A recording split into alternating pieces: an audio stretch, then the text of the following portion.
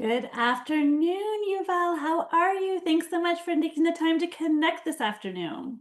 Of course, of course. Lovely to be here.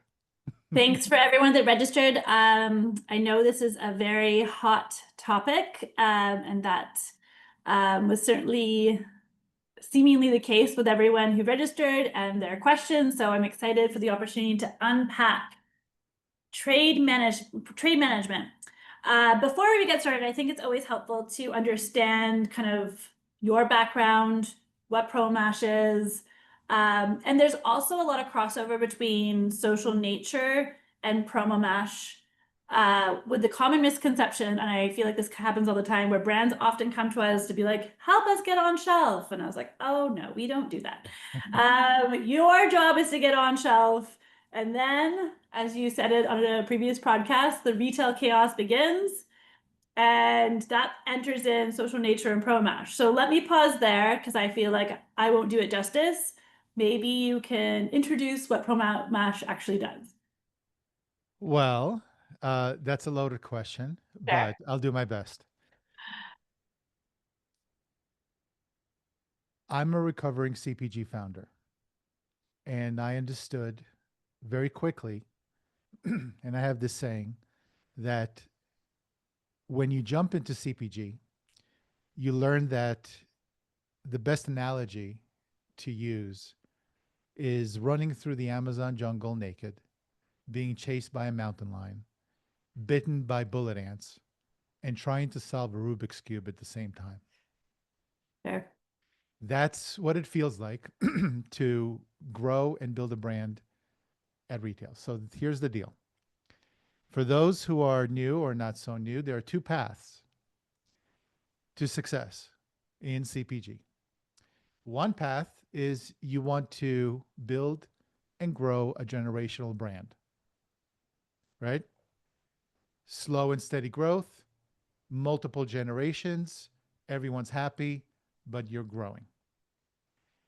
The other avenue, the other direction is I want to be like Poppy and Siete.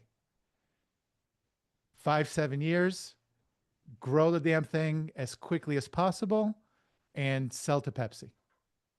Both honorable, great paths.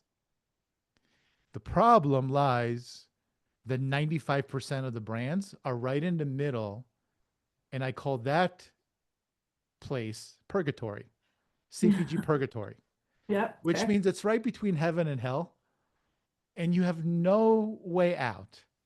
You're mortgaging your house, you're spending your children's college education, you are, like we did, um, spending your 401k and pension plans, and you're borrowing every year, and you're reducing pricing, and you feel like you have to promote, and you feel like margins are not there, and whatever it is, that's purgatory because you can never get out. And you either wait till you die, which happens, what, 80% of the time, or you stay on and you hate life. So Promomash was created because I was in purgatory with my first brand. And I hated that. And I hated running through the jungle naked, being bitten by bullet ants. So I said, all right, well, let's fix that. And let's create a platform that's best in class to help brands get out of spreadsheets. Plus, let's give them some great service, best in class service, which allows them to onboard and get training and answer questions, etc. But then let's do something very, very different. And that is, let's put together a team of experts, those that are the best of the best in trade and deductions and field marketing, all the specialties that we help brands succeed at. And let's make them available to brands because brands don't have those folks on their teams. Because in reality, they're repurposing folks on their team to participate in projects that are not best utilized by their skill set. So we're looking at sales trying to do trade management and trade analysis. No, sorry. You're looking at um, bookkeepers who are trying to manage deductions. Sorry, right? The founder managing demos. Nope, not going to happen. I've Yep. been there, right? So that's what Promomash is. It's helping brands succeed in their commercial efforts to build a generational brand or a brand that's going to sell quickly without staying in purgatory for too long. Very interesting. I love the combo of like specialized approach plus SaaS. So that's that combo, that hybrid model is very cool. And I think the secret's out. The secret's out that trade management has changed. We all know that growth at all costs is kind of dead. I'm curious to know from your perspective, when did we start seeing that shift? And how has it changed since then? Well, we're seeing a big shift, like you said. And instead of how fast can we grow, Mm. I think the real question now is, can we go profit? Can we grow profitably? And that has to do with funding, switching their mindset, the investors and capital, switching their focus, I shall say, to AI and away from traditional investments. So now there's no wiggle room to not be profitable, right? So that means, what does that mean? It means trade management isn't just about pushing volumes anymore. It's about understanding the ROI of every promo and making sure that the dollars that you're spending are actually building a sustainable business, right? Because trade right now, it's under a microscope, and Mhm. ROI, return on investment, must be visible to your board, to your investors, to your team. And this whole Mhm. thing about growth at all costs, Mhm. that's the problem. It masks margin loss. If you Mhm. follow me on LinkedIn, I talk a lot about this. You Margin do. is king. And if you have an easy way of accessing cash, so many leaks are masked. It's like putting a band aid on a problem that you're never fixing because you're kicking the can down the road. And that's what I mean being in purgatory is you get a little money, you don't fix the problem, you grow, and then you need more money because the problem hasn't been fixed. And this continuous loop, kind of this hamster wheel effort, right? To try to generate more capital in order to just stay alive. And that's not somewhere I want to be. It's interesting. One of the adjustments, because I feel like that's what's happening, is like the challenger brands, the brands that are doing well, are adjusting their strategy. And one of the things that I've observed is now there's some brands that just know that product lines that are not flush with margins are just D2C, right? We're not even gonna bother trying to go to retail with some of these product lines. Whereas others, of course, are margin rich and higher turnover. These end up on shelves. But what are some common mistakes that you see brands make that are slowly draining their cash that they may not be realizing until it's too late? You want to know the big ones? Oh yeah. I'll give you the big ones. I'll hit you with the big ones. Yeah. Um, Number one, over promoting without tracking your lift. Okay. Not validating your distributor deductions is number two. And also approving every retailer program just to stay on the shelf. Okay. I've done it. Ooh, I'm in Whole Foods. Great logo. I'm losing my ass. Oh shit. But you know what? Let me just continue being at Whole Foods because I like to live in misery for the rest of my life because it's Whole Foods and I can tell my friends that I have a great beautiful logo on my, PowerPoint deck. Great. You know what I mean? There goes your children's education. Yeah. Goodbye. So that's what it frustrates me the most, right? And all of this adds up fast because they're baked in. Everything's baked into deductions, right? A lot of founders don't notice until the cash is gone. And so they're writing everything off, they're raising more money, then there's no more money and they're like, why am I only getting 20% of my check? Mhm. Well, because you haven't noticed what you're spending your money on and you're not fixing it, right? Shortages, shipments, returns, errors and promo. There's so many things that you're getting dinged on, and if you don't manage it well, And if you don't manage it well and understand what you're spending on, guess what's going to happen? You're not going to be able to plan better. And if you're not planning better, you're going to make the same damn mistake over and over again. And guess what? The, it's so frustrating. If I ask 10 brands, okay, how does your promotional plan look this year? I can literally go to last year's promotional plan and it's a copy paste. Mhm. How is that even making sense? Mhm. So 8 out of the 10, 9 out of the 10, they just copy promotions year over year over year, thinking that they're doing something great, and they're not. And that's the problem. There's no process. There's no framework. Like we have a framework called PESO, right? That's the acronym. Plan, execute on that plan, settle that plan, and then optimize on that plan so you can plan better and do the whole Mm. thing over and over again. That's the goal. That's what you're trying to accomplish. And most people are planning and hoping and Mhm. praying and planning again. Mhm. How's that working for them? Right? Mhm. I want to save the industry from having an 80%, death rate. Mhm. I love that. And also, I think it's interesting because I probably consult with, I don't know, hundreds of brands each year.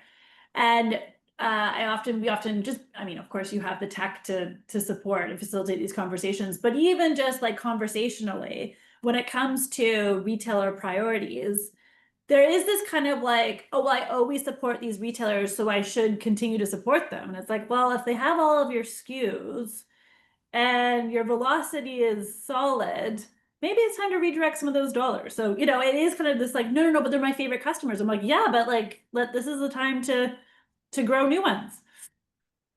I often tell brands, imagine your favorite retailer, your wish list. Mm. This is when they start.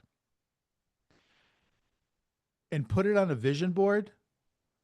But no matter what happens, I don't care if you're at Expo West and if Jeff Bezos comes to you walking in Expo West and says, you know what, I flew to Expo West just to see your booth because I love your product so much and I want to put you in every Whole Food store.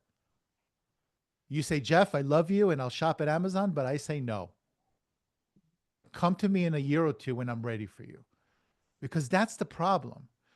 The best way of managing your business, and not just when you start, but in general, is understand your limits and capacity. That's in life too, not just in CPG, right? You want to push forward. You want to cross a chasm. You want to achieve greater results than you're capable of. You want to have lofty goals. Those are all great things to have. But you don't want to cross 15 chasms at one time. That's Mhm. not good. You're going to die. So get to a point. If you start, draw a 20, 40-mile radius around your house and knock on doors and, hire, your family and your friends and feed them some pizza to go and demo every day for you 5 times a day at every store. Figure that out and then grow. And if you have a little cash, then figure out, well, what can I support how can I support my business with the amount of money that I have and find profitability? Because if you're not profitable at 10 stores or 50 stores, you're sure hell is not going to be profitable at 1,000.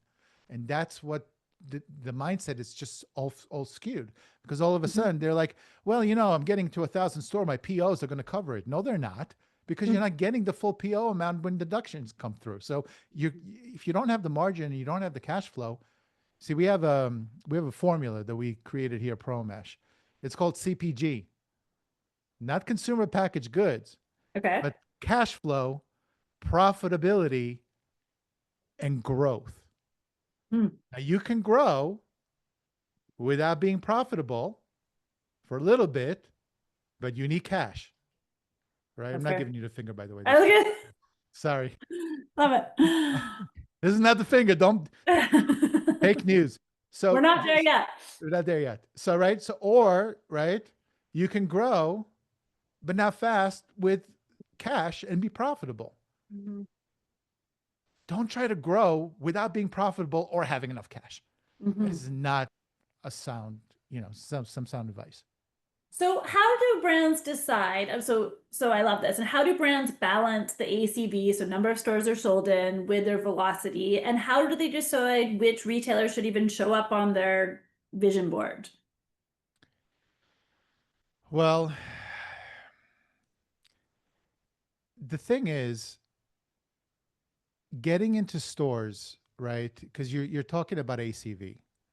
So let's talk about ACV. Mm-hmm. So ACV means all commodity volume.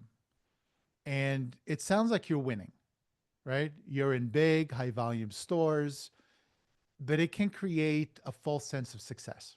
Mm-hmm. Okay. Because just because you're widely distributed doesn't mean that you're selling well, Mm-hmm. right? Or even making any damn money. So a high ACV with low velocity usually means that you're spending more to stay on the shelf than you're getting back. And that's when ACV hides inefficiency. That's what I was talking about, the Band-Aid and, just mask. So beyond just how many stores carry you, you really want to track the following. You want to track velocity, right? Which is how many units you're selling per store per week. You want to track your promotional ROI, right? Are your promotions actually driving any lift or velocity over time? Because yeah, you're going to get a lift, but what happens after the lift is it's like the honeymoon stage, right? Oh, I got a lift, but then it goes down to the baselines forever. No, the whole point of promotion is not to continue to promote. The whole point of promotion is to get new eyeballs on the shelf where everything else is blurry to all your shoppers, right? And then see a velocity lift over time, and then you continue to promote and your velocity goes up, right? Um, Talking about promo ROI, right? Your promotion is driving actual lift, right? Gross to net margin. That's what we do. Gross to net margin. Are you still profitable after all trade and spend deductions come to fruition, right? Mm-hmm. That's what tells you if your distribution is working, right? Or just stretching you out thin.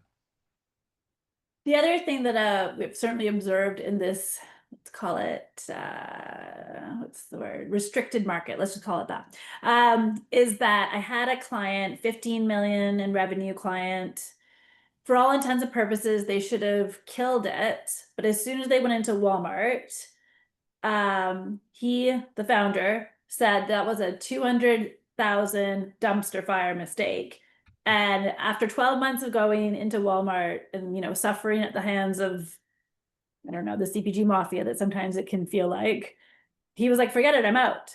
And I just want to be like, yeah, not all products are suited for every retailer. And I know that this is a kind of thematically coming up a lot too, but any kind of comments on that piece? Because I do feel like the cost of doing business is not equal, from one door to another.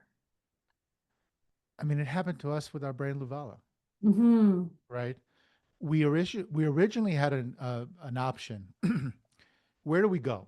Because we were a luxury skincare line that was, if you guys know cosmetics, was similar to like a La Mer or La Prairie, those that you would find in a department store. High quality, beautiful, smells great, feels great, and very effective.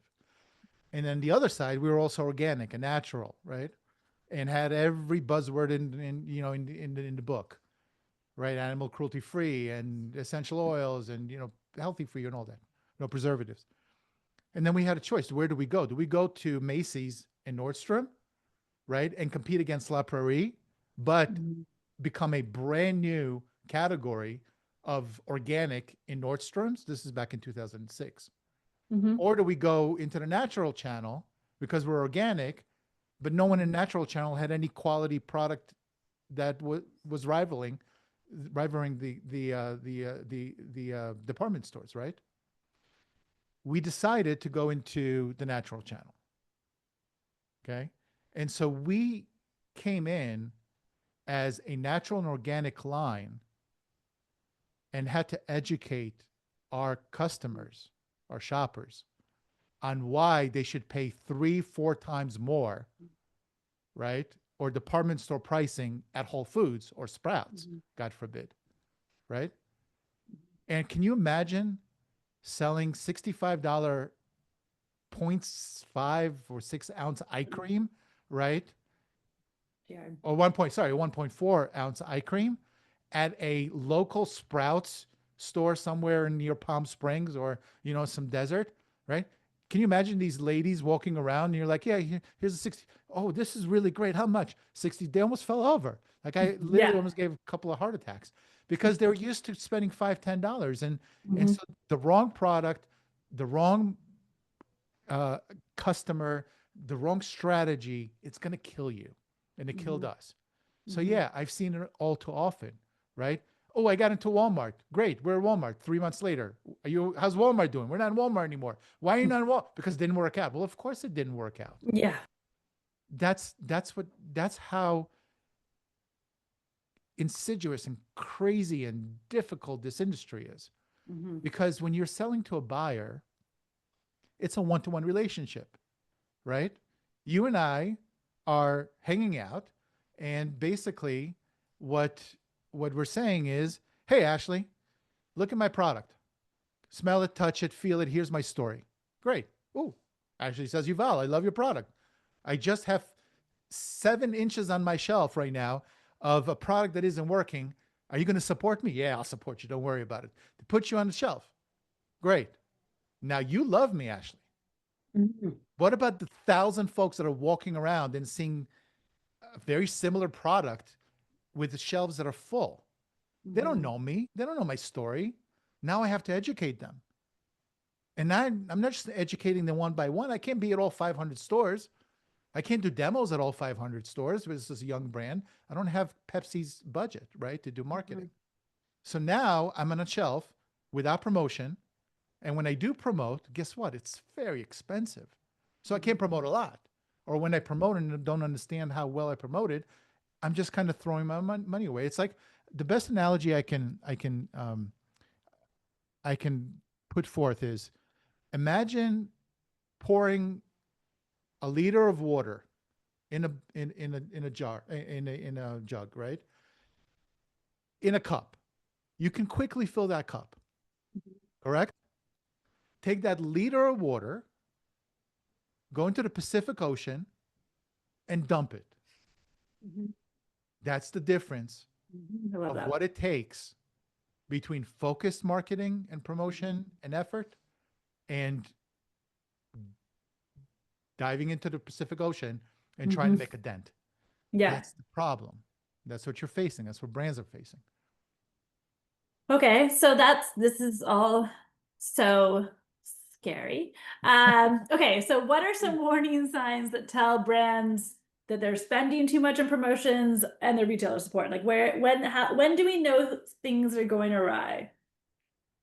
Well, I think the thing is you got to look at your numbers, Yeah. right? You got to look at your return on investment. You got to look at your lifts. You can quickly see when you have poor velocity, right? When it's dragging down the overall P&L. Um, the retailer demands, right, may outpace your support capacity. There's just so many flags and clues, and this is why I say it's way better to have the right people on your team that know what they're doing, that have experience, that have the scars to help you navigate. Because if you don't understand, the term VBE or LE or margin or gross to net, or what a contract or a promotion is, or what different chargebacks, coding, what the chargebacks are, you're going to miss. And that's in my sense, that's how brands lose their business. Now, again, I don't want to sound so negative that no one should start a CPG brand. Okay. Granted, if anyone else comes to me and says, I'm going to create another water brand, a coffee brand, a bar brand, a chips brand, or whatever it is, I have to question and ask, do we really need another one? Like, why are you so different? Right.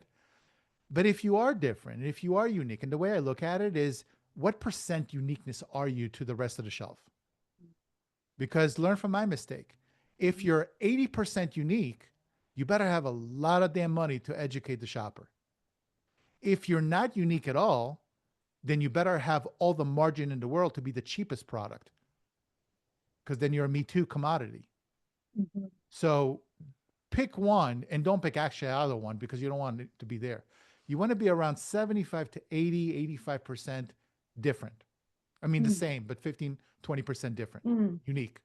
Because your uniqueness will help you stand out a little bit, but the familiarity of your brand and what you're launching, right, will help the consumer or the shopper relate and understand what you're selling. Because, GT Dave, when he started selling kombucha, got to help him like 30 years ago, whenever he started, nobody knew what the hell kombucha was. He Right. was standing around trying to sell kombucha, Mm. fermented, gop, in a Yeah. bottle, right? To in Whole Foods. I mean, think about that. That's a hard Mm-hmm. proposition, but he did it, right? He was the first, and then now everybody's succeeding because of him, right? Mm-hmm. That's really the that's the situation. So I'm not saying don't start a brand. I think you should start a brand, especially if you believe in your product. And even more than that, it's also the business. Forget about CPG. If you want to become an entrepreneur, if you want to run a business, you better love what you do. Mm-hmm. You better like wake up in the morning with a smile on your face, no matter how many times you got kicked in the stomach. Okay. Because you're going to get kicked in the stomach and punched in the face 50 times a day as a founder or a executive team running a business. It's hard. Mm-hmm. Mm-hmm. So this is in general. You better love what you do. And then when you love what you do, you got to be passionate enough to talk about it and get people excited. And you got to be great at selling the product and selling yourself and selling the company. And then you got to have an amazing product that people like to buy. Because here's the trick. And I will say this, if you get anything out of this conversation today, CPG brands, if you get anything out, is this. If your product sucks and nobody wants to buy it more than once, don't go into business, Mm-hmm. because I don't care how much money you have to throw at it, you will fail. Mm-hmm. Product market fit is extremely important. Mm-hmm. Now, if you have a good enough product, people still buy it, that's okay. But if you have a product that, somebody tries one time and they're like, oh my God, this is the worst thing ever, and they will not buy it again, well, you're going to run out of people to sell it for one time to. And that's going to be a problem, an issue for you. I couldn't agree more. I think one of the other things that I'm noticing founders are like stumbling on is when we know that, we're in the retracted market that we're in. We know that in a lot of ways adjustments need to be made, but the founder feels so beholden to decisions that have already been made that it can feel like I've already invested in this decision. But the strongest challenger brands that I'm seeing are making those adjustments and making them quickly. I'm curious to know from your perspective, when we talk about the adjustments, there's, a few levers that there are to pull, but, from your perspective, is it too many products, too many stores, profits too thin? How do you kind of like suggest making those adjustments or at least approaching that exercise? You want to understand if your product has the legs to stand on, Mm. right? At the fill rate or the shelf space that you're in. Mm-hmm. Because what I see over and over again is that a founder comes in, they add a bunch of products, 3, 4 SKUs, and then they just want to keep on adding more SKUs and more SKUs and Mm-hmm. more SKUs. Alex Bayer, if you don't know him, look him up. Had Yeah, the yeah, same, Genius Juice. Yeah. yep, had the same issue with his brand. Mm-hmm. He started with multiple products and it's just, it wasn't, the velocity wasn't there, and he was spending too much trying to promote those products. And that was a big issue for him and everyone else. Just Mm-hmm. because you can add more products, just because the retailer asks you to add more products, doesn't mean that you should. Mm-hmm. And if you do, that's again, I'm going to talk about metrics. I'm going to talk about insights. Plan, execute, settle, optimize. Plan, execute, settle, optimize. You will know if if one SKU is outperforming the others. Do what everyone else does who's successful. Find out what Mm-hmm. works, double down on what works, and get rid of what doesn't. And do it over and over and over again. It's not that difficult. But for some reason, it's like your baby. Mm-hmm. Who wants to kill their baby? Mhm. I just spent, 6 months or a year in R&D. I have something I love. Nobody else loves it, but I love it, right? My mom told me it was the best thing ever. And now I'm keeping it because it's my baby and I don't want to kill my Yeah. baby. And I think that's what you're asking. I mean, that's the thing. You have to understand what's on the shelf, what people like, metrics, like reporting, insight. Speak to Mhm. your shoppers, speak to your buyers, speak to your team. Just iterate, iterate, iterate. Do it over and over and over again. That's the most important thing. Mhm. Okay. I'm going to move to some registrant questions because there was a ton of them and we want to be able to have time to pick your brilliant brain. So, okay, so putting the new product launches aside, because one of the things I have noticed in the past 3 to 5 years is everyone is scared to launch new products, but they are very eager to launch new retailers. Tell me how you go about advising brands on said new distribution channel. And the retailer drops were Stop and Shop, Publix, Albertsons, which is interesting enough, three kind of tricky retailers. So curious to know what your thoughts are on that. So the best strategies for new distribution, go in with the launch plan, not just a purchase order. That means you want confirmed demos. Mm-hmm. You want to have ads or TPRs, okay? Price reduction. You want clear velocity targets. You want to make it easy for the buyer to say yes and for the stores to support the product. Mm-hmm. One thing I know works really well is that we used to visit stores, visit stores, Mm-hmm. especially high velocity stores, high traffic stores, and train the staff and give them samples. Mm-hmm. Because, demos are one thing, right? Demos are very effective, but demos last what, for an hour, 2 hours, 3 hours, depending on the demo. But who demos after the brand ambassador leaves the store? Mm-hmm. Who promotes the product after the price reduction is no longer a price reduction, right? When the ad dissipates and it's done with, what happens? The store staff, the buyers, the people that are there day in, day out. That's why I say you want to have a clear plan when you're trying to bring on new retailers, especially large ones, right? Because retailers want activation, not just listing, right?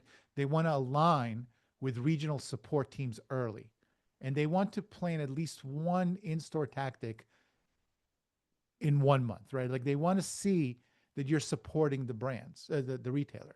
Because if you're not, that's why we couldn't get um, into QVC as an example, Mm-hmm. right? Or Sephora, because Sephora needed the assurance that we would have enough marketing budget, which we didn't, to support them, right? And then the marketing budget, right, could have been had if we were on QVC, because then we would have had 90,000 eyeballs on us. So if we were in QVC, we would have gotten into Sephora. But QVC wanted us to be in Sephora to prove out a market for them to sell. So it's just, you got to have the right, you got to know who you are, who your ICP is, ideal client, who your shopper is, what your story is, how are you going to promote it, how are you going to get the product selling off shelf. You have to have a plan. So In that's fact, what I I would say. doubt that you're going to get onto shelves without a plan, right? Nowadays, retailers, you go into a buyer meeting, you don't have a plan. I doubt you're going to get the yes. Well, you might be charming and you might be able to, but yeah, I mean, they're looking for some sort of proof, social proof. Yeah. Yeah. It's Okay, it's all about insurance, put it this way. that's It's fair. all You about want to insurance. de-risk the retailer's investment in you as a brand, for sure. Correct. Okay, then another question is how to measure ROI. But I have a different question. I'm Mm-hmm. curious to know what your thoughts are. What is a reasonable ROI? And I'm thinking in ratios. So, like, I was having a conversation with one of my favorite guys, Justin Zotis, and he was talking about getting a 1 to 8 ROI on Instacart. And I was like, that is badass. So, question for you is how does Promomash measure ROI, and what do you think is a reasonable ratio when you're thinking of it? Because I imagine it changes quite a bit from one tactic to another. So let's define ROI. So promo ROI is incremental gross profit divided by promo spend, right? So that's the formula you got to know. Yep. So you need baseline sales. You got to understand what your baselines are. What happens if you just plop your product on the shelf and do nothing, right? Mm. You need to understand your lift during the event, right? If you are promoting, and you need full accounting of your costs, right? Discounts, slotting, fees, all the junk that's going to come through. Mm-hmm. Without all three, the math's incomplete. You don't have an ROI. Mm. Okay. So now you ask, well, what is a good ROI? Well, anything greater than zero is good, Mm-hmm. right? If it's negative, probably not that great, but it's actually not that bad sometimes. Mm-hmm. So it's a tricky question. Anyone that's going to tell you what the right ROI is, they're lying to you because there isn't a right ROI. There is, how do I plan and work on my plan and expand my plan and do better? Because ultimately, what happens if you lose all your money on a promotion? Mm-hmm. The promotion is very expensive. Look at Whole Foods. They charge you, I don't know, $11,000 to $40,000 just for the privilege of promoting in their store. Like, oh, I'm Whole Foods. You want to be in my store and promote? I charge you an upfront cost just to even play a game, right? Now you got to pay everything else. You know, the scan, the prime scan, the processing fee. If you don't know, there's 3 fees on a scan. Okay, 1 fee is not enough. 2 fees not. You got 3 fees on a scan plus $11,000 to $40,000 to just participate, and then they're going to throw in an ad. They're going to throw in some other things, and you might be doing demo. You can be really unprofitable on many promos. Mm-hmm. That being said, what happens if you're really unprofitable in your January promo, but enough folks saw you and loved your product that over the next 6 months you grew your velocity by 20-30%? Is that a bad ROI? No. Exactly. So you got to focus on what it is that you need to focus on. Mm-hmm. And then have a plan and an understanding. That's going to be your goal. That's going to be what it is that, you know, that you have to look at. I couldn't agree more. I also think it can be tricky when I think, most founders or emerging brands are soaking up so much literature, but they're sometimes forgetting the context of like, a P&G, like, they have economies of scale, they don't need to defend their position on shelf. There's a very different approach there than if you're an emerging brand. And so one of the questions that is, what are the most effective channels you're seeing for emerging brands in new regional and national retailers? And I actually think it's a really good point to differentiate that's not what you're going to necessarily read about in Food Navigator. Like, some of these smaller use cases are going to require different strategies. So any comments on that? Most effective channels or most effective Yeah, so strategy? the question is effective channels. Let's maybe say strategies for emerging, and especially regional versus national. I think there's a big difference there too. So I think what you're looking at is you want a strong ROI from your digital ads these Mm, days because digital ads do really well. mm, In-store demos, I always feel that's the underdog and nobody really pays attention to it after COVID, but it's probably the most effective. You know what? The least of the costliest promo type, the one that almost never gets an ROI, a mm, long-term ROI, as a tactic. Do you want to guess what that is?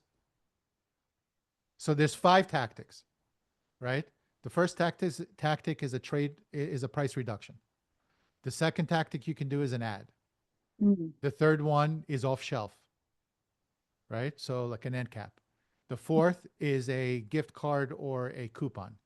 And mm, the fifth is a demo or field marketing event of some sort.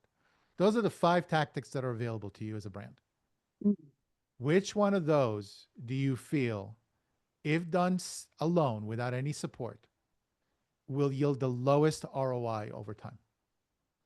I'm guessing like gift cards. No, Hmm. it's price reduction. Interesting.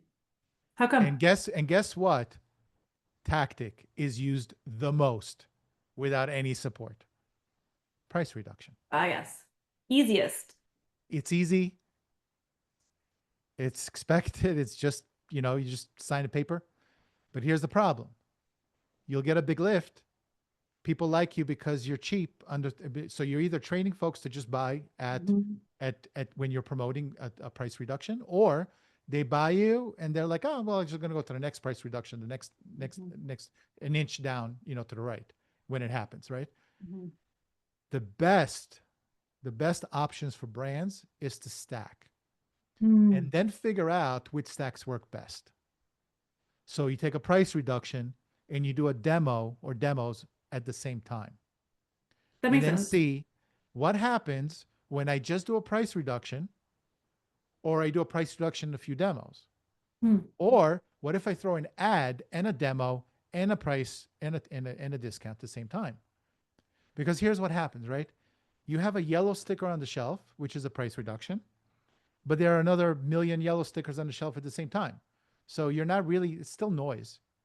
But what happens if you have a brand ambassador standing right next to your yellow sticker and calling people over and saying, "Hey, by the way, we have a sale going on today.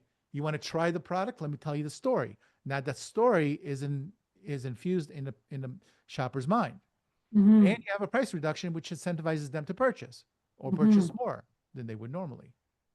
Then what happens if you get their email address and now you're sending them, right, marketing materials and maybe coupons for future promos, right? Or you're informing them and sending them recipes, or, you know, just putting them in a newsletter.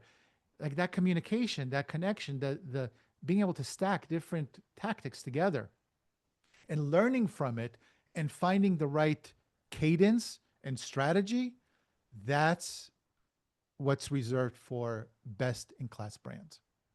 The ones that take it easy, you know, that like the easy approach. I'm just going to copy my promotional plan over from last year to this year, or I'm not going to really spend on demos because they're really expensive, because code word, I don't know what to do and how to manage demos, right? Or I don't have a brand ambassador, a brand manager to manage demos. So I'm just going to take the easy route and just get an agency, which I'm not saying agencies are bad. They're really great, but you still have to manage the agency. You still have to Mhm. work with them. Don't just hire an agency and say, do demos for me. They don't know your product like you do. They don't know who your shopper is like you do. They don't know how to even deliver the message like you do. So the founder and the founding team and the salespeople, marketing folks, accounting, they all have to be responsible and they have to work together in trade. And trade is the management of the five tactics I talked about. It's interesting because often social nature is considered a pull-through strategy in support of those five tactics, right? So those five tactics kind of come into play once the consumer's in store. But what are we going to do about educating people that you're even in store to begin with? And that's kind of how I like think of social nature as the overlay. It's a pull-through strategy and let your in-store tactics do the job that they are supposed to do. What's your opinion on digital sampling providers like social nature in that regard? Well, that's why we're partners, right? So it's always lovely to be able to have digital participation so you get the information and insights that you normally would lose if it's just Mm. in person, but Mhm. also have the ability to connect that somehow to an in-person demo. Mhm. So now you're driving folks to the store to purchase and get refunded back the purchase, but you also might get a sample, maybe a side sample on the side. And that's you can see a much better ROI when you have the digital presence plus the physical presence at the store level and connect the two of them together. 1,000%. A question from a registrant. So if we don't have a broker or merchandising company, is there any way to confirm a TPR in a retailer? Many are too far for us to visit. And we kind of talked about, when you're not within your own backyard, then what? Well, you got to ask for velocity data, right? Yeah. During the promo week. If you have syndicated data, obviously that helps. If you don't, you might have distributor depletion reports, right, from Mm. KE Unify. If you see a spike, that's a good sign. And some retailers also share execution photos or compliance reports. You know, some of them have in-house teams that can help promote or help you understand what's going on. And you can also tap local, you know, field reps. There are a bunch of merchandising companies out there. There are a bunch of folks that are going to be able to deploy individual reps to take photos to get some insights. You do your best. The problem with CPG is it's a Swiss cheese environment. It's got a bunch of holes. And Mhm. the reason why it's so difficult is because if you have multiple fragmented systems that don't talk to each other and you have a Swiss cheese environment, how the hell are you making better decisions? You can't. So that's why Promomash exists, because we try to bring in all of the data that's possible and then fill in those holes as best as possible. So even though you might not have 100% accuracy on the data, maybe you get 80% accuracy, but it's a hell of a lot better than zero or none. So And that that's, data would be very expensive trying to purchase it outside of your platform, I'm assuming. well, yeah, I mean, we don't deliver the data per se, we connect to the data.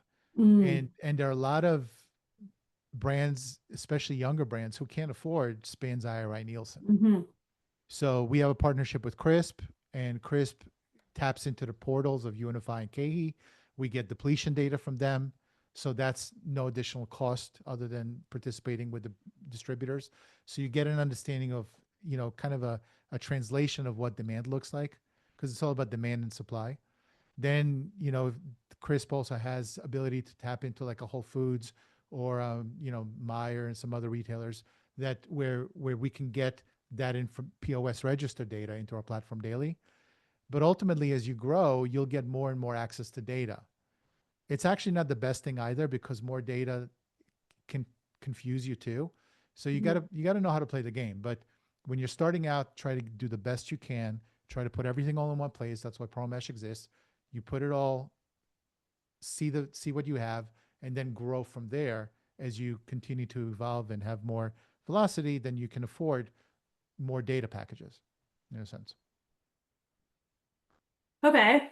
All right. I thought we have some even more questions. So let me hit you with this one. Okay, most of this conversation has been about how brand owners evaluate their investments in trade spending, but how do retailers look at it? And how do they evaluate and react to trade promo performance? That's a good point. It's very simple. Retailers don't care about anything except for the price per inch.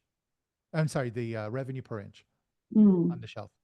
That's all they care about, right? They might like you and you might be a nice, nice brand, and they'll, play around with you for a little bit. But if your velocity does not help the buyer keep their job, you're out. And it's the dreaded call that you get, or at least when you visit the store. Initial placement is right at eye level, which is ideal, and the retailer loves you. And all of a sudden, you show up 2 months later, and you're on the top shelf or on the bottom shelf. That's your way of knowing that you're on your way out. Mm. And then the next call is you're discontinued. Because what the Mhm. retailer is looking at is they're looking at their shelf, they're looking at all their products. Because again, we're not talking about Amazon, the e-commerce store. There's not unlimited shelf space. So let's say you have 10 feet of shelf space. The buyer's job is to maximize the revenue for every single inch of that 10 foot. So they're looking at their best selling products, velocity per unit per store per week, right? And then they're keeping those and putting them eye level. And then they go down from there. And if you're at the bottom, somebody else will come in and say, I want to get into your store. And the buyer says, I only have 10 feet and it's full. Oh, but I'll support you. Okay. Who's at the lowest, right, level? Let's get them out. We'll put you in. Try it again. The thing about retailers, they're they're amazing in some respect, and they're brutal in other respects, because to them it's a revolving door, right? Mhm. They don't care to bring you in if you pay slotting fees. They have zero um, risk with that. Mhm. So Either way, they're getting their slotting fees. So what do they care? yeah, they're getting their fees, they're getting paid. Okay, if you don't perform in 3 months, get the hell out. Somebody else come in, pay more sliding fees, and it's like that's the revolving door, and that's the game you're playing in. Yeah, So if you it's a know the really game good you're point. playing in, you better know how to play the game. Yeah, and one of the questions is around velocity targets for beverage. I think you really touched on a very interesting point, though, but I want you to comment on all of this. Is I people ask me every single day, what should my velocity target be? And I was like, well, it depends if it's Walmart and Sprouts. It depends if it's beverage versus skincare, to your point, you know? But I think more importantly, what the point you just made is it's all relative to the top 10 selling brands. And so you're arguably fighting for that position in relation to what is currently being sold and what could be picked up. But I'd love for your thoughts on that. It's hard to talk about velocity requirements by retailer because every brand is different, every category is different. Sometimes velocity requirements are seasonal. It's really difficult. What you need to do, there's a great little anecdote. If you and your friend are in the woods, right, camping, and you spot a bear, you don't have to be faster than the bear. You just have to be faster than your friend. And it's the same thing on the shelf. You don't have to be the number one selling product on the shelf. You just don't want to be the least selling product on the shelf, the That's lowest it. mover. That's all you need to stay away from. You need to allow the retailer to continuously revolve the lowest selling, the products, lowest velocity selling products, and not be in that category. Then you'll be on the shelf. But if you end up going into that lowest tier, then nothing will save you. That's the problem. And from and within Promomash or otherwise, is there a way for brands to see how they're selling in comparison to other brands on that shelf? Only if you get category data from Spins and an IRI and Nielsen. Mm-hmm. Yeah. Hmm. They showcase how you're doing comparatively to Mm-hmm. your competition and just in general the industry. And is that realistic for an emerging brand to be able to purchase that data? I mean, I've heard different quotes floating around, but it all It's sounds expensive.